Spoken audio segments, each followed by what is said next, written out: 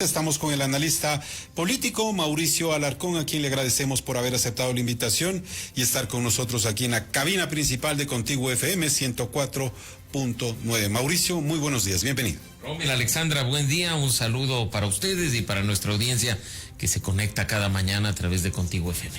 Perfecto, ahora sí, empecemos por lo que toca. Se acerca una consulta popular, un referéndum, y sobre esto quería preguntar, Mauricio, ¿cómo va la imagen del presidente? Empiezo por este antecedente porque la historia dice que la gente no vota por el contenido directo de la interrogante, de la pregunta, sino de cómo lo lee a quien la propone. En este caso, el jefe de Estado, Daniel Noboa. ¿Está sólida su imagen? ¿Ya no está en subida? ¿Está en meseta o está descendiendo? No es el primer referendo y consulta que lo discutimos contigo, Rommel. Recordarás con Alexandra la misma cosa. Y hay que mantener la línea de Ecuador en los últimos 40 y tantos años de democracia. La gente vota en función de la popularidad, la credibilidad y la confianza del gobierno de turno. Presidentes muy populares han propuesto cualquier cosa y han ganado. Presidentes impopulares han propuesto grandes cambios para el país y han perdido. Y graciosamente incluso esas derrotas después han sido canalizadas por otros, incluidos en constituciones, y están hasta hoy en vigencia. ¿Qué pasa hoy? Nuevamente la credibilidad, la popularidad y la confianza será el mayor patrimonio de cara a lo que nos espera en menos de un mes, el 21 de abril. Correcto. Tenemos Preguntas sí importantes, otras diría yo absolutamente irrelevantes. Hay una popularidad que viene cayendo desde finales de febrero, ha venido en declive durante todo marzo. Creo que los hechos de violencia que hemos visto en la última semana y particularmente en los últimos días han afectado la imagen del gobierno nacional, pero no creo que en función de los pocos días que nos restan de cara al referendo esa caída afecte sustancialmente un triunfo que al menos de momento el gobierno da por sentado, y creo que la mayoría de nosotros también. Y en ese ámbito, yo siempre digo, hay un periodo de luna de miel entre el nuevo mandatario y el pueblo, por así describirlo, pero empiezan a darse cosas, empiezan a verse formas que a la gente quizás no le agrade o no le guste, ¿no? Por ejemplo, el IVA, pongo un ejemplo, quizás lo asuma, dice sí, para este conflicto interno, lo deja, pero poco a poco ese terreno sólido se puede ir convirtiendo en arenas movedizas. Por supuesto, yo creo que eso no va a afectar, insisto, lo que tiene que ver con el referendo, pero probablemente sí las aspiraciones de tener un mandato completo en febrero del próximo año, de optar definitivamente por la presidencia de la República. Aunque se nos haya dicho que pues el incremento del IVA en 3 puntos no se va a sentir prácticamente en el bolsillo de los ecuatorianos, creo que estamos a muy pocos días de ver el impacto de aquello, ¿no? No basta con decir los productos de primera necesidad no gravan IVA, porque los procesos para llegar a ellos en muchos casos sí lo hacen. Por lo tanto, va a haber una variación de precios, y con una economía que no solo aquella en manos del Estado está afectada, sino particularmente la que está en manos nuestras, las de los ciudadanos, creo que el impacto tarde o temprano se sentirá, ¿no? Y eso va en ataque directo a la popularidad, la credibilidad y la confianza de los ecuatorianos en su gobierno, ¿no? Y así veremos también quizá otro tipo de medidas. No nos olvidemos que estamos a muy pocas semanas de que termine el estado de excepción. Ahora, y vamos a ver acciones concretas y resultados concretos en el tema de seguridad. Perfecto. Algo más, Mauricio. La relación, ¿qué tanto influirá esa relación deteriorada entre el presidente y la vicepresidenta de la República, Verónica Abad? De por medio el hijo, muchos critican y dicen, lo mandan a él a La Roca y no lo enviaron a Fito, por ejemplo, ¿no? Y él dice, ok, mire, había una letra que estaba quemada, se tomó una imagen, querían cobrar algo para darle un puesto en la vicepresidencia, estuvo, se salió, cuál sea el detalle al respecto, pero ¿es exagerado haberlo enviado a La Roca a alguien que no tenía antecedentes penales? Partamos del mismo tema que estamos analizando desde el inicio del espacio. ¿Por qué se hace esto? Porque probablemente en este momento de gran popularidad del gobierno nacional, el impacto de una medida como esta, o el impacto de la reacción de la vicepresidenta Abad, no se va a sentir mayormente ni va a perjudicar en una medida sustancial lo que viene cosechando el gobierno en los últimos meses. Por ello se toman, creo yo, este tipo de decisiones. No hay actos de corrupción, pasando al tema específico, mínimos y máximos, buenos, tolerables y denunciables. La corrupción es corrupción, sea con $1 o con 100 millones, 20 millones. En ese sentido, claro, hay quienes dicen, pero si efectivamente fueron solo $1,700, o sea, la cantidad es irrelevante. Hay un posible acto de corrupción, al parecer. Lo cierto es que hay un elemento que sí ha llamado la atención a muchos de nosotros y es el de la proporcionalidad de las decisiones que se toman. Mira que en este país pasean campantes y hasta en algunos casos están en la asamblea y ocupando cargos de decisión quienes fueron acusados de diezmos. ¿Cómo no? Claro. Quienes fueron revelados en chats con temas de cuentas y ahora incluso forman parte de la bancada del gobierno nacional. Campantes y ejerciendo cargos de representación. En este caso, pues, a la ROC, a la cárcel de máxima seguridad. Tú lo has dicho, ¿dónde están quienes han sido procesados por metástasis? Independientemente del cargo que ocupan. ¿Dónde están? En la cárcel 4. Que te diría, cárcel es cárcel, por supuesto, pero las comodidades, la forma en la que están ahí, pocas personas, sin hacinamiento, con espacios lúdicos y de esparcimiento, son muy diferentes a los de un centro de rehabilitación social como el de La Tacunga o como La Roca. Entonces, sí hay que ver este elemento de la proporcionalidad y darnos cuenta que hay algún interés detrás. No sé, quebrar a la vicepresidenta, forzar, como ella mismo lo ha dicho, a tomar ciertas decisiones. Con esto le doy paso, Mauricio, a Alexandra, pero ¿qué gana el gobierno? Es decir, bueno, vienen las elecciones, me toca encargar la presidencia a la vicepresidenta de la República y aquí es cuando me interesa que ella no esté al mando. ¿Es así de crudo esto? A ver, se sabe, y creo que ustedes lo conocen hasta mejor que yo, que en campaña se produjo una ruptura completa entre Daniel Noboa y Verónica Abad, cuando eran candidatos. No estamos hablando de... Ni siquiera recibieron los resultados juntos. O sea, cada uno por su lado, ella tratando de decir, no, aquí estoy con mi presidente. La expulsión de ella del país, la misión... O sea, es claro que hay una ruptura. Ahora, si tú vas a optar por una candidatura definitiva, tienes que dejar el cargo por 45 días aproximadamente mientras te vas a hacer campaña. La licencia que tiene que pedir el presidente de la República que opta por ratificarse en el cargo en una elección inmediata. ¿A quién encargas? Según la Constitución, a quien ocupa la vicepresidencia. ¿Encargarías tú ese cargo a una persona que ya no goza de tu confianza, con la que no mantienes relación y a la que quieres incluso dejarla fuera del país y lo más lejos posible para que no interfiera en tu trabajo? Yo creo que definitivamente no.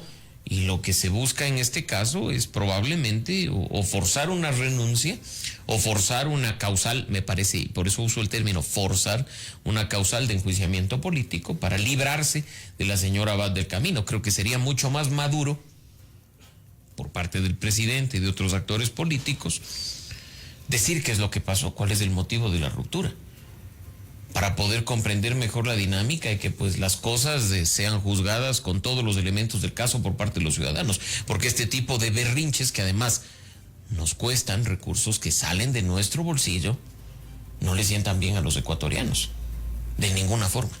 Exactamente a eso iba mi pregunta, al tema de una posibilidad de enjuiciamiento político a la vicepresidenta. Si bien es cierto, quien ha sido detenido es su hijo en el caso denominado Nené, claro, ahora, ¿qué posibilidades hay? Porque ya se habla de la posibilidad, si bien es cierto, no se atañe directamente a la vicepresidenta. A lo mejor ya existen voces en las que dicen, bueno, habrá que mirar el artículo 129 de la Constitución y vamos a mirar si es que existe la posibilidad. Ahora no es un delito en contra de ella, pero veamos si a posterior a lo mejor sale algo de enriquecimiento ilícito, cohecho, en fin, temas que sí podrían ser causales de destitución a través del juicio político. A ver, la Constitución, Alexandra, es muy clara, como tú ya lo has dicho, en qué casos procede el enjuiciamiento político. Son taxativos y están perfectamente determinados ahí. Tenemos un antecedente. El proceso que se llevó a cabo en el periodo anterior contra Guillermo Lasso no era por acciones directas ejecutadas por él, sino por algunas acciones al parecer ejecutadas, incluso a propósito de la publicación de chats el día de ayer por parte de la Fiscalía, por su cuñado, Claro. un familiar, en este caso ni siquiera en el grado de consanguinidad político, sino de afinidad, que ahora se pueda viabilizar un juicio político para las acciones llevadas a cabo por el hijo de quien ocupa la vicepresidencia de la República. En lo personal no me sorprendería. Nosotros estamos hablando que el artículo 129 de la Constitución habla incluso de delitos ejecutados en primera persona por quienes ocupan el cargo. Pero ya lo vimos en el caso de Guillermo Lasso y en otros casos de nivel inferior, por llamarlo de alguna forma, ministros y secretarios de Estado, que lo que cuentan son los votos. Y no nos olvidemos, Alexandra, que si sale la vicepresidenta, sea por renuncia, sea por censura y destitución, Daniel Noboa deberá armar una terna que se envía a la Asamblea Nacional para elegir al reemplazo. El próximo vicepresidente. Y esa terna, muy bien podría, políticamente hablando, ser negociada entre las bancadas que den los votos para librarse de este estorbo presidencial que es la vicepresidenta. Así de crudas las palabras y la descripción de Mauricio Alarcón, pero en ese ámbito, supongamos que va por ahí la cosa, va por ahí la intención en torno al resquebrajamiento de las relaciones que son evidentes entre el presidente y la vicepresidenta, que ha dado declaraciones a un medio en Costa Rica, anunciando que ese es el objetivo, quitarla de la vicepresidencia. Pero a quien pongan, eso también podría minar aún más las aspiraciones presidenciales, me refiero en el ámbito de popularidad del presidente. Probablemente sí, Rommel, probablemente sí, porque estamos viendo que muchas decisiones que está tomando el gobierno nacional están sobre la base de la popularidad actual. Una suerte de creerse intocable por tener un porcentaje positivo del favor popular. Lo que está sucediendo en este momento con la violencia, el resultado que probablemente se obtenga en la consulta popular, que insisto, va a ser positivo, pero quizá no tan arrollador como podía haberse visto en febrero, las decisiones que deberán tomarse en los siguientes meses, el impacto del aumento de impuestos, porque no nos olvidemos que, claro, el IVA nos golpea a nosotros de manera directa, pero hay otras contribuciones que van a golpearnos de forma indirecta porque el empresario nunca pierde. Y a eso le sumas tú una crisis política en la que probablemente le des de baja a tu vicepresidenta y debas nombrar a otra, puede afectar definitivamente. Sí, más aún, y esto es importante decirlo, cuando ya tenemos precandidatos a la presidencia de la República y uno en particular está con una muy buena estrategia de campaña ya, de cosechar aquello que el otro va dejando, ¿no? De recoger lo que pierde el señor Zantopic. Okay. Si ustedes ven en redes sociales, y me imagino que todos los que nos siguen lo habrán visto, ante cada acción, acertada o no, del señor Daniel Noboa, hay una respuesta de Zantopic, hay una alternativa de Zantopic. Ya ha presentado su organización política, ya está en proceso de reclutamiento de cuadros y activando todos estos temas. Entonces, yo creo que acá hay muchos elementos que pueden jugar hasta febrero de 2025, más aún si hay una segunda vuelta que, como ustedes saben, se realiza algunos meses después, en el mes de abril, 45 días más tarde. Entonces ahí cualquier cosa es posible. Yo creo que sería un error del gobierno actual y particularmente del señor Noboa creerse intocable, ver como un hecho su elección definitiva de 4 años, no hay que decir reelección propiamente hablando, su elección definitiva de 4 años, porque, como se dice coloquialmente, a la puerta del horno se quema el pan. ¿Será que está muy confiado el presidente Noboa? Definitivamente no sí. Un contendor fuerte para las próximas elecciones. Yo creo, porque todas las decisiones que está tomando al momento, capaz que no afectan tanto del tema de la consulta, pero capaz no está mirando también más allá en las elecciones que vienen. El ego y la vanidad de quien ostenta el poder es una enfermedad que no distingue actores. Si uno revisa y ve para atrás, todos los que han ocupado la presidencia de la República entran con una actitud y adoptan una totalmente distinta. Y ese ego y esa vanidad te pasan factura. Porque creerse intocable para mí es un error. La vicepresidenta, hasta cuando fue enviada a Israel, decían, bueno, la presidenta como que no pinta mucho, se fue, no fue como que muy noticioso el tema, no le dieron la importancia que eso meritaba. Pero ahora cuando ya pasa esto con su hijo y dicen que su hijo fue detenido sin una prueba en firme y demás, y el hecho de que ella diga que la quieren sacar de esa palestra política es como que ha empezado a subir. Es más, la gente ya sabe más quién es la vicepresidenta de Ecuador. Y probablemente ella también, al final de cuentas, renuncie para optar por la presidencia. Es una opción y creo que probablemente lo está considerando o estará tentada por algunas organizaciones políticas de hacerlo, pero más allá de ello, creerse intocable en el poder es un desacierto total. Es más o menos la vanidad de quien 100 días después, producto de una gran popularidad por un proceso de vacunación exitoso, se creyó intocable y terminó con los índices más bajos de los últimos 20 años, ¿no? Y tomando decisiones que podrían haber sido muy populares si él gozaba de confianza, pero que en la práctica fueron su lastre, ¿no? La ciudadanía dejó de creer en quien se creyó intocable. En este caso, aunque el tiempo de gobierno, Rommel, sea menor, 18 meses respecto de 4 años, las consecuencias pueden ser las mismas. Es decir, me creo intocable, hago lo que creo y lo que quiero, no me va a pasar nada y pues el rato de ver los resultados, quién sabe. Pueden cambiar. Ahora, la bandera de la lucha y el impulso a la seguridad se va desgastando, Mauricio, porque imagínate, ahorita acaban de matar en Manabí, en San Vicente, a la alcaldesa. No solo esos asesinatos, sino se ve que ha bajado, sí, pero lo suficiente como para decir, tengo cómo presentar que ha sido el Plan Fénix un triunfo y ha sido un acierto en mi gobierno. La ciudadanía empieza a dudar de la existencia de un plan, precisamente por lo que acaba de pasar. Una cosa es hablar de que se han reducido las muertes violentas, otra es presentar una cifra desde el Ministerio de Gobierno, una distinta desde la Cancillería y una sustancialmente diferente desde la Policía Nacional. La diferencia es abismal. Mientras unos te dicen se ha reducido en 60%, los otros te dicen no, es 17%. Y mientras no haya cifras claras, mientras no haya datos de información completas a disposición de los ciudadanos, difícilmente vamos a sacar buenas conclusiones. Aquellos datos que sí están disponibles y que han sido analizados por expertos en la materia te dicen, claro, probablemente en las 2 primeras semanas después de la decisión del estado de excepción y la declaratoria de conflicto armado interno bajó, pero a partir de entonces sigue en aumento. En los últimos días, es más, se ha visto un incremento, un disparo absoluto de esas. Y debo decir una cosa que probablemente sea dolorosa en un espacio como este.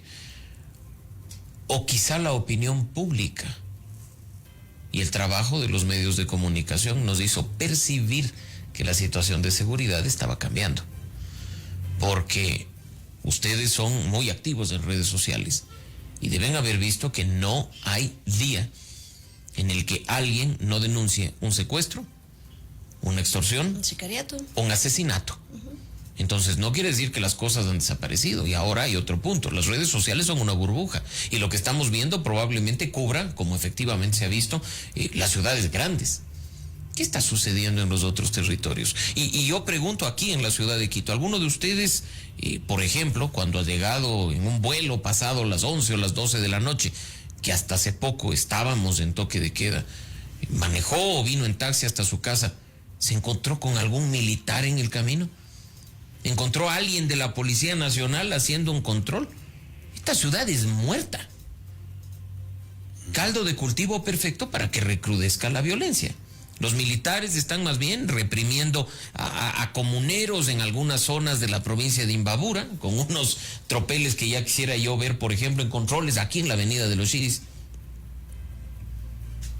No lo que efectivamente está pasando. Entonces yo creo que se empieza a sincerar la situación de la seguridad. Se empieza a conocer un poco más lo que está sucediendo. Y lamentablemente a costa de casos de alto perfil. Porque, recordemos, la situación de inseguridad estaba muy mal en Ecuador en el segundo semestre de 2023, pero no fue sino hasta que mataron a Fernando Villavicencio que todo el mundo dijo, uy, algo está pasando. A pesar de que ya venía hablándose del tema. Ahora quizás se decía todo estaba muy seguro y todo estaba muy tranquilo, y hemos debido ver el asesinato de una alcaldesa para decir, uy, parece que el problema no ha estado solucionado. Entonces esperemos, creo yo, a ver lo que sucede en estos días. Un gobierno no puede ser ni ciego ni indolente respecto de lo que sucede, y creo que lo mejor que puede pasar es tener autocrítica, autoevaluación, y en función de ello tomar decisiones. El ego y la vanidad terminan pasándonos factura, la autosuficiencia ni se diga. Las palabras y las expresiones de Mauricio Alarcón aquí en Contigo Noticias. Agradecemos su participación, analista político, las 7 de la mañana con 29 minutos. Gracias por haber estado con nosotros. Siempre un gusto, Rommel Alexandra, un buen día para ustedes y para nuestra audiencia.